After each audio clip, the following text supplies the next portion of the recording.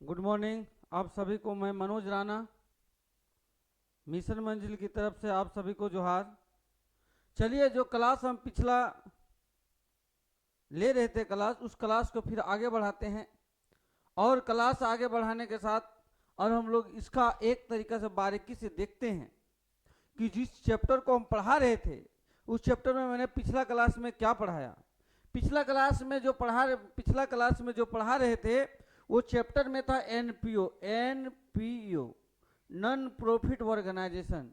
Non profit organisation में बात करते हैं गैर व्यापारिक संगठन, वैसा संगठन जो गैर व्यापार हो, मतलब व्यापारिक क्रिया ना करती हो, लेन देन ना करती हो, है ना। तो क्या करती हो, तो ये एक तरीका से व्यापार नहीं करके ये तो संगठित तो होते हैं लेकिन लोगों को भलाई, लोगों की सेवा, है ना, करने के लिए करते हैं। तो हम यहाँ बात कर रहे थे कि कोई भी बात यदि आती है, कोई भी बात यदि संगठन में आती है, संगठन के बारे में, ऑर्गेनाइजेशन के बारे में, ऑर्गेनाइजेशन के बारे में, तो हम लोग देखते हैं कि ऑर्गेनाइजेशन को दो भागों में बांट दिया गया।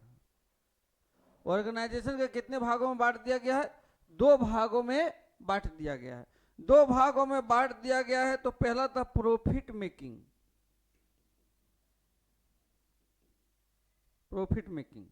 ऑर्गेनाइजेशन।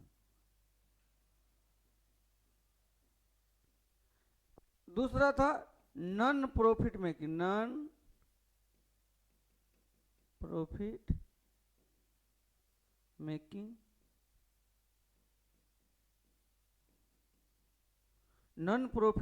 ऑर्गेनाइजेशन।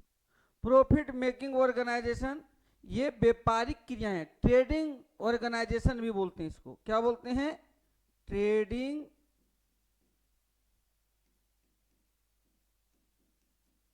ऑर्गेनाइजेशन। तो ये ट्रेडिंग ऑर्गेनाइजेशन, ये जो है प्रॉफिट मेकिंग ऑर्गेनाइजेशन, ये क्या करती है? वस्तुओं का लेन देन करती है, क्रय विक्रय करती है और प्रॉफिट कमाती है। वस्तुओं का लेन देन करती है, क्रय विक्रय करती है और क्या करती है? प्रॉफिट कमाती है। लेकिन ये जो है नॉन प्रॉफिट मेकिंग ऑर्गेनाइजेशन, ये वस्तु से रिलेटेड नहीं होता है, वस्तु से रिलेटेड नहीं होता है। ये अपने खाते बनाने के लिए जो अकाउंट्स बनाते हो, 3 प्रकार के खाते बनाती है। कौन कौन इसका खाते होते हैं? इसका जो खाता होता है ट्रेडिंग अकाउंट, पीएल अकाउंट और बैलेंस शीट। ये अपना स्टेटमेंट जानने के लिए receive and payment account, income and expenditure account और ये भी बैलेंस शीट बनाती है वर्ष के अंत में। ये मैंने बताया था, ये मैंने कल बता दिए थे। अब बताए थे कि प्रॉफिट मेकिंग ऑर्गेनाइजेशन के अंतर्गत क्या क्या आते हैं। प्रॉफिट मेकिंग ऑर्गेनाइजेशन के अंतर्गत बोले थे कोई भी व्यापारिक काम करने वाले संस्थाएं या बिजनेस, सिंपल समझिए। कोई भी व्यापारिक मतलब एक तरीका समझिए, कोई भी बिजनेस जो व्यापार से रिलेटेड है, व्यापार मतलब ट्रेड, वस्तुओं को क्रय विक्रय से रिलेटेड है, वो प्रॉफिट मेकिंग ऑर्गेनाइजेशन होती हैं। और वैसा संगठन जो व्यापार से रिलेटेड नहीं होते हैं, वैसा संगठन जो व्यापार से रिलेटेड नहीं होते हैं, व्यापारिक गतिविधि में उस शामिल नहीं होते हैं, व्यापार मतलब वस्तु का क्रय विक्रय करना, ये तो बता रहे हैं, है ना। तो वही कहता है कि ये जो व्यापारिक गतिविधियों पे नहीं होते हैं उसको नॉन प्रॉफिट ऑर्गेनाइजेशन बोलते हैं। अब हमको यहां बात करता है कि गए जो नॉन प्रॉफिट, एक तरीका से यदि हम लोग बात करते हैं कि नॉन प्रॉफिट ऑर्गेनाइजेशन में यदि हम लोग आते हैं तो वो नॉन प्रॉफिट ऑर्गेनाइजेशन मुख्यतः 2 प्रकार के होते हैं। क्या होता है? 2 प्रकार के हैं, है ना। 2 प्रकार के, कितने प्रकार के हैं? 2 प्रकार के हैं।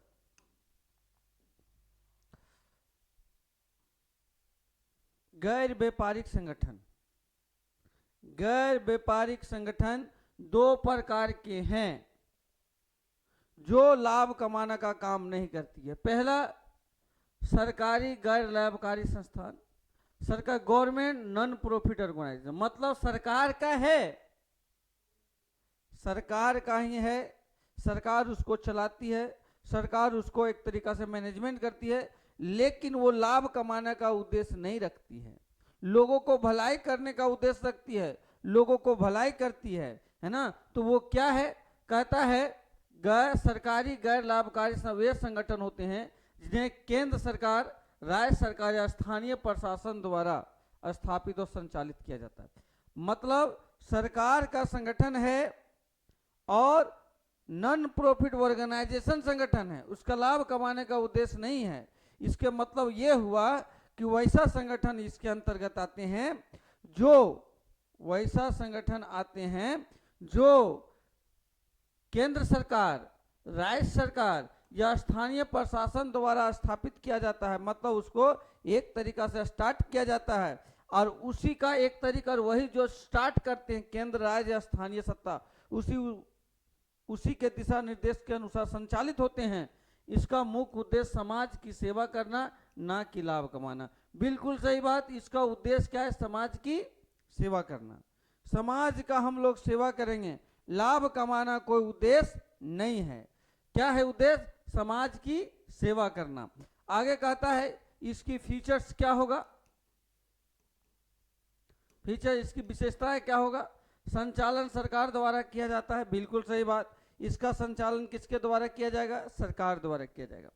यह उद्देश्य क्या, जनता की सेवाएं प्रदान करना, इसका उद्देश्य है जनता को क्या दिया जाता है, सेवाएं प्रदान किया जाएगा। इन संस्थाओं की वित्तीय व्यवस्था सरकारी फंड अनुदान पर आधारित है। मतलब कहता है इन संस्थाओं का वित्तीय व्यवस्था जो होता है, ये संचालन के लिए, इसको चलाने के लिए, किसको, एनपीओ नॉन प्रॉफिट ऑर्गेनाइजेशन, इसको चलाने के लिए बताए थे। इसको चलाने के लिए सरकारी फंड की, गवर्नमेंट फंड और एक तरीका से अनुदान, गवर्नमेंट फंड और अनुदान की आवश्यकता होती है। अब यहां गवर्नमेंट फंड और अनुदान पर आधारित होता है, तो ये आएगा कहां से, तो ये सरकारी फंड सरकार द्वारा, चाहे तो केंद्र सरकार देगा, चाहे तो राज्य सरकार देगा, चाहे तो क्या देगा, स्थानीय प्रशासन देगा उसको। केंद्र सरकार दे, राज्य सरकार दे या स्थानीय प्रशासन दे, लेकिन इसको संचालन करने के लिए है ना फंड का ही व्यवस्था होगा। इसके अंतर्गत क्या क्या आते हैं, तो पहला है भारतीय, अखिल भारतीय आयुर्विज्ञान है ना संस्थान, AIIMS, government school, government college, hospital, ये सारे चीज है सरकार द्वारा स्थापित किए गए हैं, सरकार द्वारा स्थापित किए गए हैं। इसका मैनेजमेंट भी सरकार करती है, इसको चलाने के लिए फंड की जो व्यवस्था है सरकार ही करती है लेकिन ये काम क्या करती है, लोगों को भलाई का काम करती है, ये समझ में आ गई। इसके अलावा अन्य जो संस्थाएं हैं, अन्य संस्थाएं अन्य जो सरकार की है, लेकिन अन्य संस्थाएं सरकार की है, अन्य संस्थाएं सरकार की है और लोगों को भलाई के काम में करती है, ये समझ में आ गया। पहला सरकार का है, लोगों को भलाई का काम करती है, नॉन प्रॉफिट ऑर्गेनाइजेशन। दूसरा कहता है non government non profit organisation, मतलब अब सरकार का नहीं है, सरकार का नहीं है तो किसका है, किसी खास व्यक्ति का है, किसी खास व्यक्ति का है, लेकिन वो भी किसी खास व्यक्ति का है, लेकिन वो भी समाज की सेवा करता है, लोगों को भलाई करता है, लाभ कमाने का कोई साधन रखता ही नहीं है, लाभ कमाना उसका मुख्य उद्देश्य होता ही नहीं है ना। तो क्या है, कहता है गैर सरकारी गैर लाभकारी संस्था ऐसे संगठन होते हैं जो स्वतंत्र रूप से कार्य करते हैं और समाज के कल्याण हेतु सेवाएं प्रदान करते हैं, जो स्वतंत्र रूप से काम करते हैं, समाज के लिए सेवाएं प्रदान करते हैं। इसका संचालन निजी व्यक्तियों, समूहों, समाज सेवी संस्थाओं द्वारा किया जाता है। इसका जो संचालन निजी व्यक्ति द्वारा, समाज के सेवी के संस्थाओं के द्वारा किया जाता है। मतलब इसका जो संचालन होगा व्यक्तियों का समूह करेगा, कोई खास व्यक्ति करेगा और समाज सेवी संस्थाएं कर सकती है।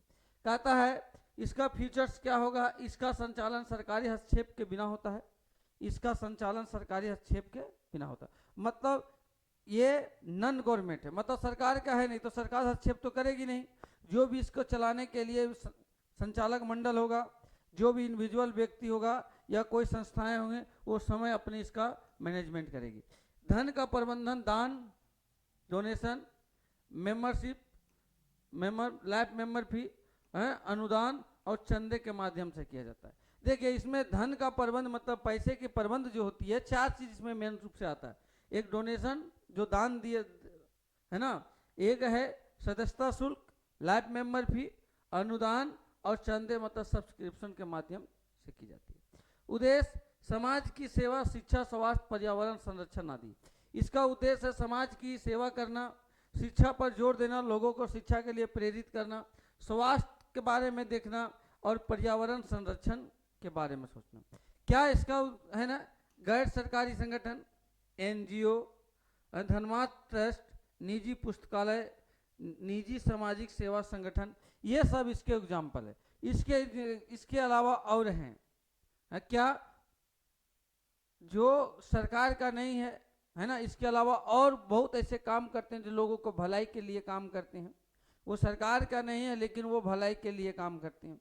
जैसे माँ द्वारा अपने बच्चों को खाना खिलाना, कुछ नहीं मिलता उसके बदले में, यो भी एक तरीका है ना, ये भी एक तरीका समझिए। मनोरंजन, खेल कूद संस्थाएं है ना, ये सब जितने भी चीज हैं सब है गैर सरकारी गैर लाभकारी संगठन। कहता है यहां दिया हुआ है, कहता है गैर लाभकारी संगठनों का एक आर्थिक संस्था के रूप में परिभाषित किया जा सकता है जिसका उद्देश्य समाज के लिए सेवा प्रदान करना, ना कि लाभ कमाना। मतलब गैर लाभकारी मतलब कि कहता है एनपीओ, एनपीओ, एनपीओ कहता है गैर लाभकारी संगठनों को एक आर्थिक संस्था के रूप में परिभाषित किया जाता है। आर्थिक संस्था के रूप में परिभाषित किया जाता है, कहता है जिसका उद्देश्य समाज के लिए सेवा प्रदान करना, ना कि लाभ कमाना। जिसका उद्देश्य होता है समाज के लिए सेवा प्रदान करना, ना कि लाभ कमाना, है ना, ना कि लाभ कमाना। आगे चलेंगे हम लोग।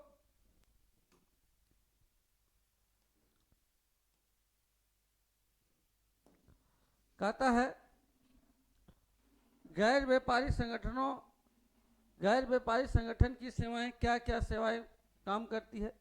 चिकित्सा सेवाएं, चिकित्सा सेवाएं ये क्या करता है, अस्पताल, चिकित्सा से संबंधित सेवाएं प्रदान करती है हॉस्पिटल, ये क्या है एनपीओ के अंतर्गत आते हैं। शिक्षा के अंतर्गत यदि आएंगे एजुकेशन सोसाइटी, समाज में शिक्षा का प्रचार प्रसार करना। क्लब अपने सदस्यों को विभिन्न प्रकार की सेवाएं प्रदान करना।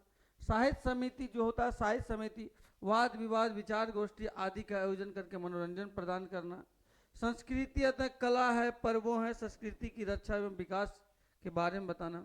धार्मिक, अब हम लोग आगे चलेंगे। कहता है धार्मिक संस्थाएं मतलब समझिए कि भिन्न भिन्न प्रकार के संस्थाएं जो हैं, जो ये लोगों की भलाई के लिए काम करती है, लोगों की सेवाएं के लिए काम करती है।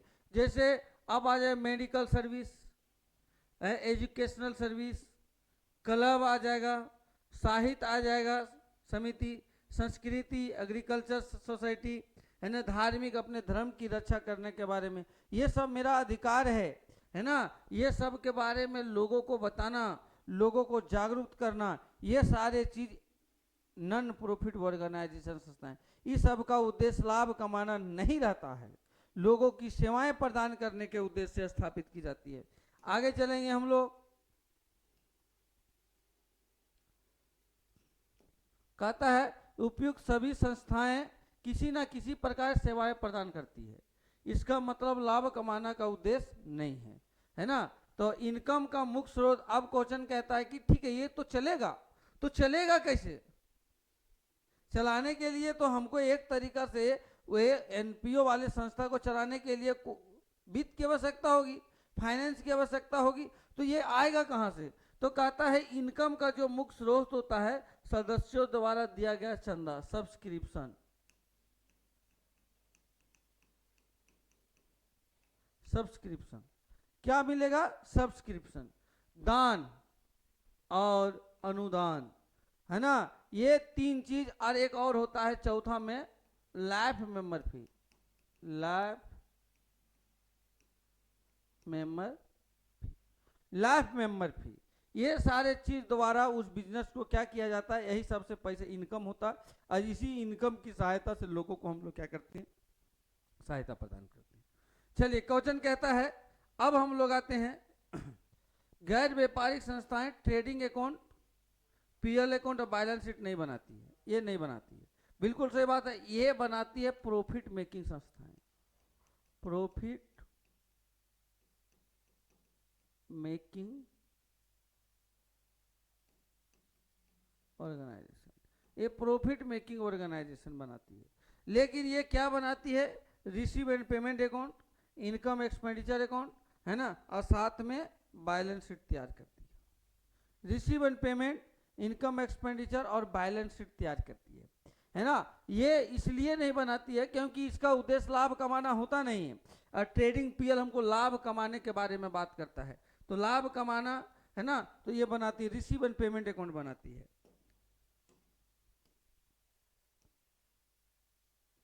आगे चलेंगे, कहता features of non profit organisation, क्या इसका फीचर्स होता है, इसका स्वामित्व, फीचर्स समझिए, इसकी विशेषता क्या होता है।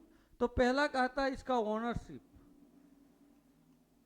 ओनरशिप, बोल इसका ओनर कौन होता है, तो कहता है किसी व्यक्ति कंपनी के हाथ में नहीं होता, या स्वतंत्र इकाई रहती है, एक स्वतंत्र इंटिटी है ये, एनपीओ जो है स्वतंत्र एंटिटी होती, किसी व्यक्ति के हाथ में विशेष हाथ में नहीं होता है, क्योंकि इसको चलाने के लिए एक तरीका से व्यक्तियों का समूह है ना, व्यक्तियों का समूह, और वही समूह में एक व्यक्ति को नियुक्त किया जाता है और वही व्यक्ति चलाते हैं। जैसे आप ले लीजिए, आप क्लब को, कोई भी क्लब को सभी व्यक्ति मिलकर उसको सपोर्ट करते चलाते हैं, लेकिन क्लब को संचालन करने के लिए एक मेन व्यक्ति अध्यक्ष का चुनाव करना पड़ता है, और वही अध्यक्ष जो होते हैं वही अध्यक्ष के दिशा निर्देश पर काम होते हैं। उसका परिवर्तन भी होते रहता है ना, 2 साल 3 साल में उसको परिवर्तन किया जाता है। जब उस अध्यक्ष की पद को परिवर्तन किया जाता है तो जो व्यक्ति आज अध्यक्ष है वो तो कल तो रहेगा नहीं, तो इसलिए एक ये हो गया कि ये परमानेंट नहीं है, ये परमानेंट नहीं है, मतलब एक तरीका से किसी खास व्यक्ति के हाथ में नहीं होता, स्वतंत्र इकाई है ना। इसका इन संस्थाओं का मूल उद्देश्य, पहला तो इसका स्वामित्व समझ में आ गया, इसका मालिक कौन होता है समझ में आ गया, स्वतंत्र एंटिटी है ना, फ्रीडम एंटिटी है। आगे क्वेश्चन कहता है कि एक तरीका इन संस्थाओं का मूल उद्देश्य उपभोक्ताओं को निःशुल्क सेवा प्रदान करना है ना, लाभ कमाना नहीं, किसका काम लाभ कमाना है ये नहीं, लोगों को सेवाएं प्रदान करना है। कहता है ये संस्थाएं लाभ अर्जित करती है तो इसे व्यापारिक क्रियाओं के लिए उपयोग नहीं करती, सारा लाभ इन संस्थाओं मुख्य उद्देश्य को पूरा करने के लिए किया जाता है। यदि ये संस्थाएं लाभ भी कमाती है, यदि ये संस्थाएं लाभ कमा ली, लाभ हो गया, तो लाभ कमाने के बाद जो इसके मालिक हैं, जिसको बनाया गया है, जिसको संचालन करते हैं, उसमें बंटवारा नहीं होता, सिंपल समझिए, ना तो बंटवारा होगा ना कोई व्यक्ति लेगा, इसको जो भी लाभ हुआ वो बिजनेस का जो एक तरीका से जो संस्था है उसका मुख्य उद्देश्य जो था उस उद्देश्य को पूरा करने में लगाया जाएगा। जैसे कोई संस्था का उद्देश्य है लोगों को सेवाएं प्रदान करना, तो यदि वो बिजनेस प्रॉफिट कमाया तो प्रॉफिट कमाने से जो प्रॉफिट हुआ उन लोगों की सेवाएं में काम कर देगा, लोगों की भलाई में काम कर देगा, है ना, लोगों की सहायता प्रदान कर देगा, बल्कि अपने वो नहीं रखेगा। दैट मीन्स बिजनेस का जो उद्देश्य था लोगों को भलाई करना या भलाई करने के लिए जो उद्देश्य लेके जो बिजनेस हम लोग शुरू किए थे उसी को, है ना, खर्च उसी में खर्च कर देगा, है ना। इन संस्थाओं का संचालन सबसे बड़ी बात बोले सब चंदा दान अनुदान, है ना, से किया जाता है। आगे लाभ का उचित नियोजन, इसका उपयोग कानूनी योजनाओं को पूर्ण के लिए किया जाता है ना, लाभ का उचित नियोजन के लिए कानूनी आवश्यकताओं को पूरा करने के लिए इसका नियोजन हम लोग एक तरीका से प्लानिंग भी करते हैं। यदि हम लोग आगे देखते हैं, आगे कहता है इन संस्थाओं की सबसे बड़ी जिम्मेदारी इसका क्या होता है, उन लोगों को दी जाती है, इन संस्थाओं में सबसे बड़ी जिम्मेदारी उन लोगों को दी जाती है जो निःशुल्क भाव से सेवा प्रदान करने के लिए तत्पर रहते हैं। इसके लिए सामाजिक योगदान, समाज की उन्नति, सर्विस का सतत रूप से क्रियावर्णन किया जाता है, जो समाज के विभिन्न कलाओं को दर्शाता है। एक तरीका से कहता है कि ये इस संस्थाओं को जिम्मेदारी उसी व्यक्ति को दिया जाता है जो निःशुल्क भाव से काम करते हैं। निःशुल्क मतलब पूरी समर्पण संस्था में देते हैं, वो अपने लालची, एक तरीका लाभ कमाने के लिए लालची नहीं रहते हैं। तो जो व्यक्ति समर्पण है उसी व्यक्ति को जिम्मेदारी दी जाए। इस संस्थाओं उधार लेन देन नहीं होता है ना, लेना देना नहीं, उधार, इन संस्थाओं का उधार, क्रेडिट ट्रांजैक्शन नहीं होता है बाबू, क्रेडिट ट्रांजैक्शन नहीं होता है। केवल समझिए कैश ट्रांजैक्शन पर ध्यान देती है।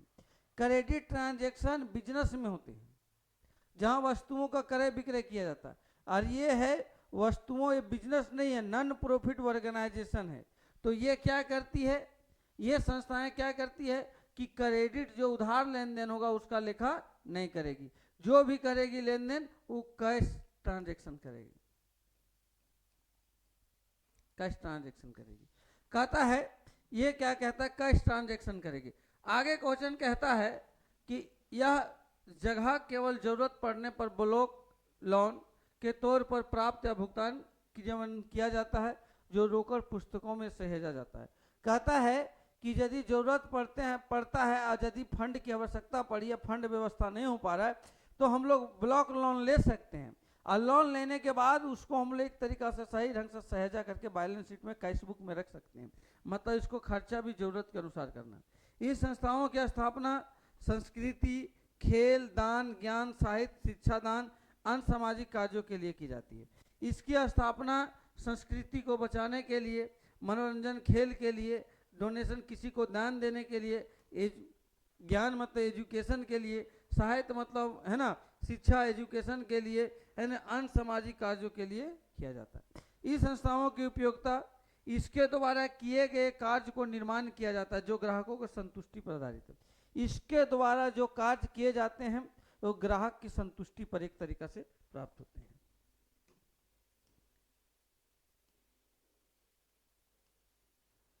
चलिए अब क्वेश्चन कहता है different between non profit organisation, profit making organisation. अब यहां से समझ में आ जाएगा नॉन प्रॉफिट ऑर्गेनाइजेशन, ये नॉन प्रॉफिट ऑर्गेनाइजेशन है, ये profit making organisation, profit making organisation. Non profit organisation गैर व्यापारिक संगठन, ये होता है प्रॉफिट मेकिंग मतलब व्यापारिक संगठन। कहता है इसका मुख्य उद्देश्य, प्राइमरी ऑब्जेक्टिव, मेन ऑब्जेक्टिव है ना, main objective is to be provide service. इसका मुख्य, नॉन प्रॉफिट ऑर्गेनाइजेशन का इसका मुख्य उद्देश्य सेवाएं प्रदान कर, प्रोवाइड क्या करना, सेवा। इसमें मेन ऑब्जेक्टिव अर्न प्रॉफिट, इसमें लाभ कमाना नहीं है, इसमें लाभ कमाना है। मतलब नॉन प्रॉफिट ऑर्गेनाइजेशन में सेवाएं देना मुख्य उद्देश्य है, लेकिन इसमें क्या है, लाभ कमाना मुख्य उद्देश्य है। आगे चलेंगे, रिजल्ट, इसमें रिजल्ट जब हम लोग इसका जो इनकम एक्सपेंडिचर अकाउंट बनाते हैं तो उसमें चाहे तो इसका एक तरीका से सरप्लस होगा, चाहे तो डिफिसिट होगा, चाहे तो कमी होगा, चाहे तो ज्यादा होगा, कमी और ज्यादा। लेकिन इसमें क्या होता है, रिजल्ट इसका चाहे तो नेट प्रॉफिट आएगा, चाहे तो नेट लॉस आएगा। मतलब प्रॉफिट मेकिंग में यदि प्रॉफिट बिजनेस है तो प्रॉफिट या लॉस हमको पता चलेगा, लेकिन यदि एनपीओ है, नॉन प्रॉफिट ऑर्गेनाइजेशन है, तो उसमें क्या हम लोग को पता चलेगा, डिफिसिट और सरप्लस, ज्यादा और कमी। अगला क्वेश्चन कहता है अकाउंट्स प्रिपरेशन, ये मैंने पेमेंट अकाउंट, एक अकाउंट यहाँ, दूसरा इनकम एंड एक्सपेंडिचर अकाउंट, दूसरा अकाउंट यहाँ, और तीसरा हम लोग क्या बनाते हैं, बैलेंस शीट, तीसरा अकाउंट यहाँ, 3 अकाउंट बनाते हैं। उसी प्रकार ये भी 3 अकाउंट बनाता है, लेकिन ये पहला ट्रेडिंग अकाउंट बनाता है, दूसरा है सो पीएल अकाउंट बनाता है, और तीसरा जो है सो यहाँ है बैलेंस शीट अकाउंट बनाते हैं। तीसरा क्या बनाते हैं हम लोग, बैलेंस शीट, मतलब एक तरीका समझिए बैलेंस शीट अकाउंट बनाते हैं। क्या बनाते हैं, बैलेंस शीट। आगे चलेंगे,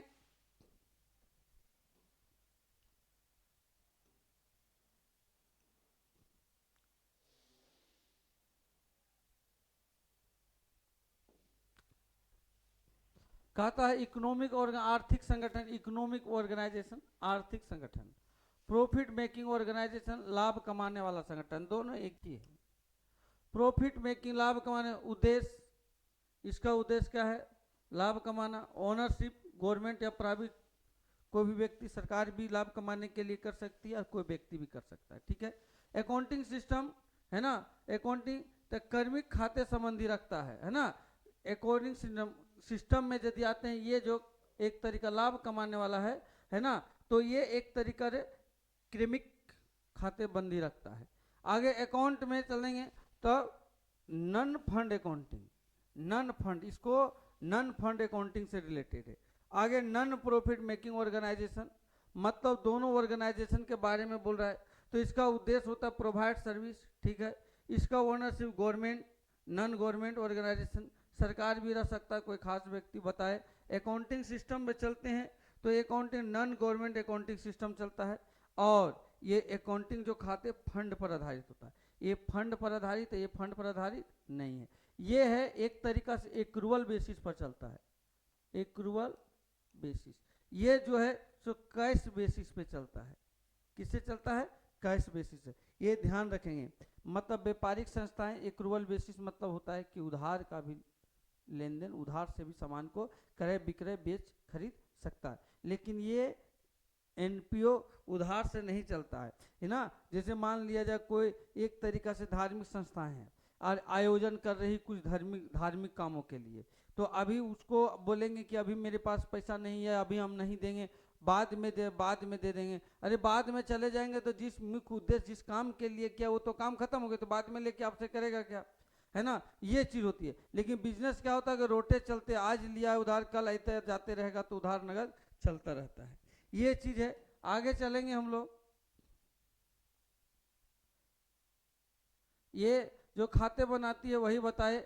ये खाते क्या क्या बनाती है? Profit making organisation, trading account,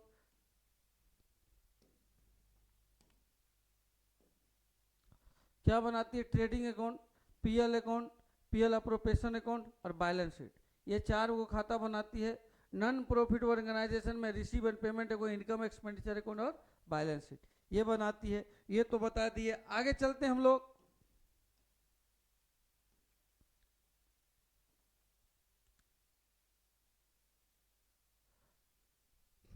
अब हम लोग इसका अकाउंटिंग करेंगे। अकाउंटिंग क्या करेंगे? अकाउंटिंग क्या करेंगे? अकाउंटिंग किसका करेंगे, किस ढंग से करेंगे? तो हम लोग अकाउंटिंग जो करेंगे एनपीओ, नॉन प्रॉफिट ऑर्गेनाइजेशन संगठन को किस प्रकार से लेखा जोखा करेंगे।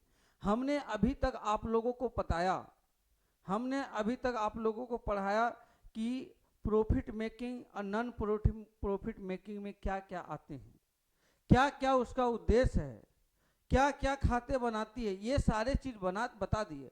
अब हम बताने जा रहे हैं कि खाते बनाएगी तो खाते कैसे बनाएगी, कैसे बनाएगी, बनाने का इसका तकनीक क्या है, तरीका क्या है, किस ढंग से बनाती है। क्योंकि एनपीओ में, नॉन प्रॉफिट ऑर्गेनाइजेशन में जो मुख्य स्रोत हैं जो पैसा का, जो पैसा आता है, उसमें जो पैसा आएगा उसको तो हिसाब रखना पड़ेगा। अब पैसे के जब हम लोग हिसाब रखते हैं, पैसे का जब हम लोग हिसाब रखते हैं तो हिसाब रखते हैं तो हम लोग देखते हैं कि ये पैसा है, उसका हिसाब रखेंगे तो किस विधि से रखेंगे, किस विधि से रखेंगे और कैसे हमको पता चलेगा कि कितने हम रिसीव किए और उस जो रिसीव हुए अमाउंट में कहाँ कहाँ पेमेंट किए और पेमेंट करने के बाद मेरे पास कितना बचा हुआ है। ये सारे चीज की जानकारी हमको कैसे प्राप्त होगी, ये सब की जानकारी कैसे हमको मिलेगी। तो इसी सब के जानकारी प्राप्त करने के लिए, इसी सब की जानकारी प्राप्त करने के लिए हम लोग इसके खाते बनाते हैं। ये देखना पड़ता है कि किस प्रकार से, यहीं से नोमरिकल के बारे में बात होती है। अब यहीं से क्वेश्चन की और हम लोग नोमरिकल को धीरे धीरे हम लोग चलेंगे, क्योंकि अभी तक मैंने थ्योरी बताया, कौन क्या संगठन किस क्षेत्र में आते हैं वो तो बता दिया, लेकिन अब नोमरिकल की ओर चलेंगे। तो नोमरिकल की ओर चलते हैं तो कहता है उसका लेखा प्रणाली। तो कहता है गैर लाभकारी संगठनों में लेखा रखने का मुख्य उद्देश्य विविध अनिवार्यताओं को पालन करना और फंड का उपयोग को नियंत्रित करना होता है। मतलब एक तरीका से समझिए, ये जो गैर व्यापारिक संगठन है, गैर व्यापारिक संगठन का लेखा करने का जो लिखने का उद्देश्य है, रिकॉर्ड करने का उद्देश्य है, ये रिकॉर्ड करने का उद्देश्य ये बताता है कि एक तरीका से जो भिन्न भिन्न प्रकार की आवश्यकताओं हैं या जो फंड आया उसको एक तरीका से फंड का उपयोग कहाँ कहाँ करना है और कितनी मात्रा में करना है, इसको नियंत्रित करना है। ये संगठन कैश प्रणाली पर है, ये बताए ये संगठन किस प्रणाली पर है? कैश प्रणाली पर है। ये संगठन कैश प्रणाली पर है। आगे क्वेश्चन कहता है कैश प्रणाली पे, तो इसमें क्या क्या होता है? पहला होता है कैश बुक। क्या होता है? Cash book. कैश बुक अपना रखेगा कहाँ से कैश आया और कहाँ गया, कहाँ रिसीव हुआ, कहाँ पेमेंट की, इसकी जानकारी। कहता है इस पुस्तक में सभी लेन देनों का लेखा संकलित किया जाता है। इसमें प्राप्तियां और भुगतान को विशेष रूप से दर्ज किया जाता है। मतलब इसमें कहता है कि विशेष रूप से कैश कहाँ प्राप्ति हुआ और कहाँ भुगतान किए, इसको दर्ज किया जाता है ना। कहता है कैश को डेबिट साइड में सभी प्राप्तियों को लिखा जाता है, क्रेडिट साइड में सभी भुगतानों को लिखा जाता है। डेबिट साइड में सभी प्राप्ति को लिखेंगे और क्रेडिट साइड में सभी पेमेंट को हम लोग लिखेंगे। ये कहाँ किसके बारे में बात हो रहा है? कैश बुक के बारे में। किसके बारे में? कैश बुक के बारे में बात हो रहा है। आगे चलेंगे,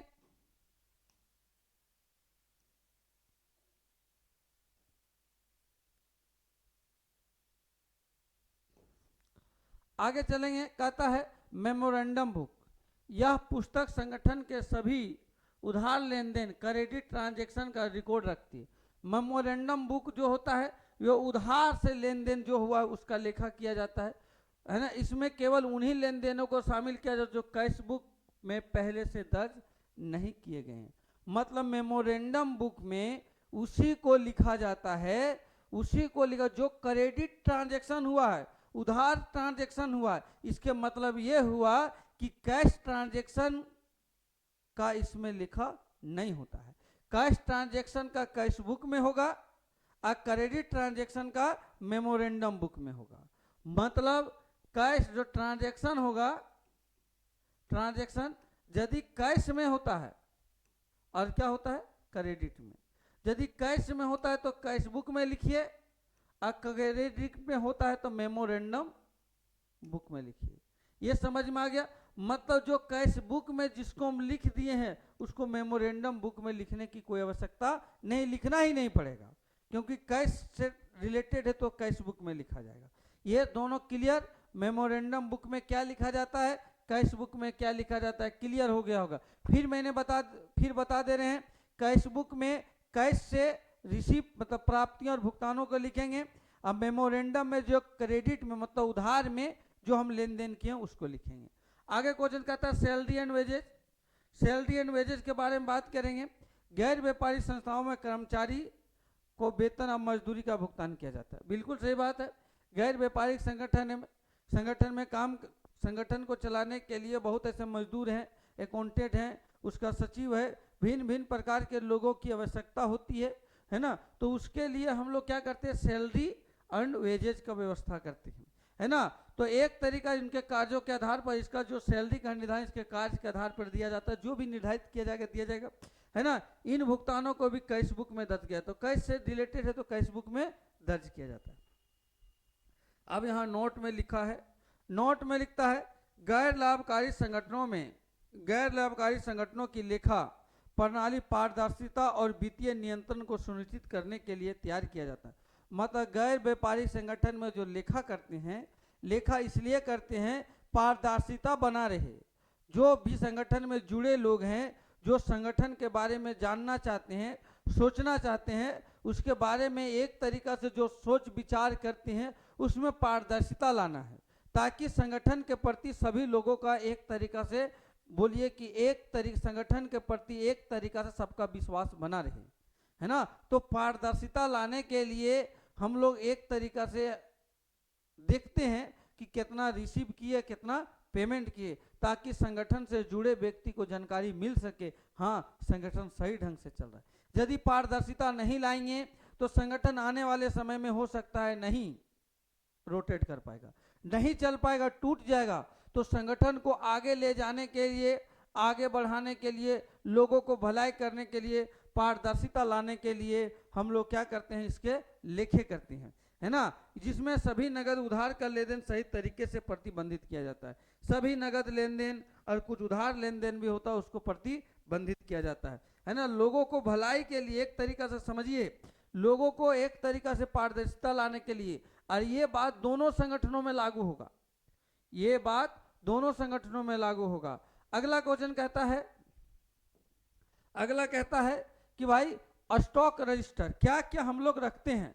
पहला रखे कैश बुक, दूसरा रखे मेमोरेंडम बुक, तीसरा रखे सैलरी एंड वेजेज बुक। सबका अलग अलग बुक रखना पड़ेगा रिकॉर्ड करने के लिए। अगला कहता है स्टॉक रजिस्टर रखना पड़ेगा। स्टॉक, इसमें गैर व्यापारिक संस्थाएं के पास कोई अस्थिर वस्तु होती है जिसे फिक्स एसेट उनकी पूरी स्थिति रखने हेतु उनका लेखा के अनुसार किया जाता है। मतलब स्टॉक रजिस्टर बुक, इसमें कुछ ऐसे हैं जो स्टॉक है, आज भी रहेंगे कल भी रहेंगे। फिक्स एसेट से रिलेटेड जितने भी वस्तुएं होती है जो बेचने का उद्देश्य नहीं होता है, मतलब उस संगठन को चलाने के लिए काम करती है, उसका लेखा करने के लिए स्टॉक रजिस्टर बही, मेंबर रजिस्टर बही रखते हैं। मेंबर रजिस्टर बही में इसलिए रखते हैं कितना मेंबर जुड़े हुए हैं, कितना मेंबर चंदा दिए, कितना मेंबर का चंदा ड्यूज है, कितना, है ना, क्या किसका एक तरीका से, है ना, इसे कामों का योगदान क्या रहेगा, कौन व्यक्ति क्या काम करेगा, चंदा का उल्लेख सारा चीज रहेगा। अगला कहता है ट्रेड बुक।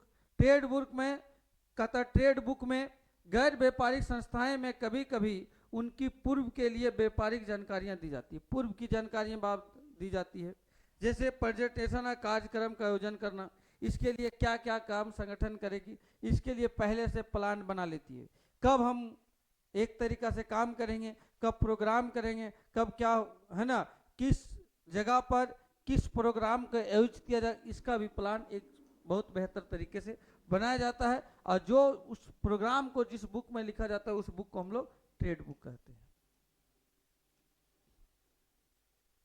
बच्चों अब है इसका हम लोग एक तरीका से आएंगे objective of accounting. Accounting, objective of accounting. तो ऑब्जेक्टिव अकाउंटिंग का चलेंगे, अकाउंटिंग का ऑब्जेक्टिव किस तरीके से होगा, किस ढंग से होगा, तो हम लोग इसका क्लास चलेंगे आगे। लेकिन आपको बता दें कि मिशन मंजिल आपको बेहतर क्लास प्रोवाइड करवा रही है, बेहतर क्लास प्रोवाइड करवा रही है, एक एक बारीकी से पूरा कॉन्सेप्ट से आपको क्लास देगी, इसके साथ आपको पीडीएफ नोट्स भी देगी, पीडीएफ नोट्स भी देगी, है ना, चैप्टर वाइज टेस्ट का आयोजन करेगा, है ना, लाइव क्लास मिलेगा आप लोगों को। तो भिन्न भिन्न फीचर से आपको एकदम पूरी तरीका से समावेश रहेगा। तो आप जितने भी कॉमर्स के 12th का स्टूडेंट हैं जो नेक्स्ट ईयर में एग्जाम लिखेंगे, है ना, और अन्य कंपटीशनों का यदि वो तैयारी कर रहे हैं, है ना, और 12th अकाउंटेंसी का बेहतर कॉन्सेप्ट चाहते हैं कि जानकारी मिले, तो मिशन मंजिल ऐप में एक बार प्ले स्टोर में जाके डाउनलोड करें और आपको बारीकी से जानकारी मिलेगी। तो चलेंगे हम लोग नेक्स्ट क्लास में। नेक्स्ट क्लास जो होने वाला है ऑब्जेक्टिव ऑफ अकाउंटिंग, अकाउंटिंग का उद्देश्य क्यों करेंगे हम लोग लेखांकन, इसके बारे में विशेष चर्चा नेक्स्ट क्लास में करेंगे। इसके लिए अब जोहार।